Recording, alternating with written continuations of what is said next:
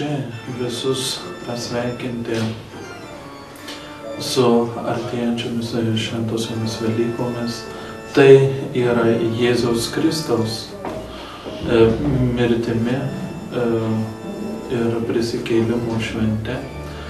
Tai yra ir mūsų visų žengimo į naują gyvenimą, į naują buvimą kartu su Kristumi ir meldžia vieni kitiems tos dvasinės palaimos, paramos ir žvelgiamų į Kristų.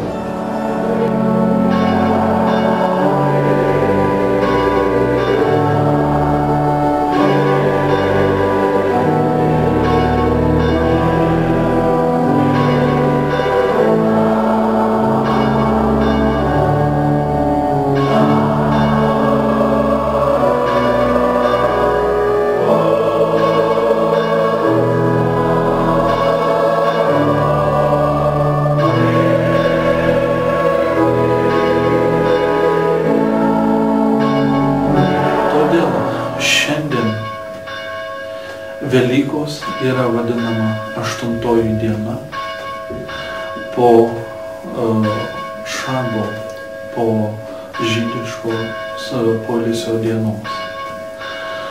Arba tai yra 1-oji diena, primenanti viešpaties Dievo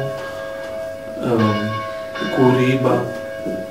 8-oji diena tai yra naujasis kūrimas, kuris neturi vakaro, kuris eina tik į ateitį, į šviesą, į nesibaigiančią laimę.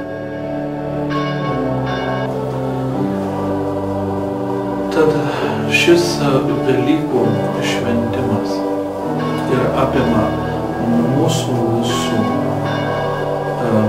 išganymo džiaugsmą,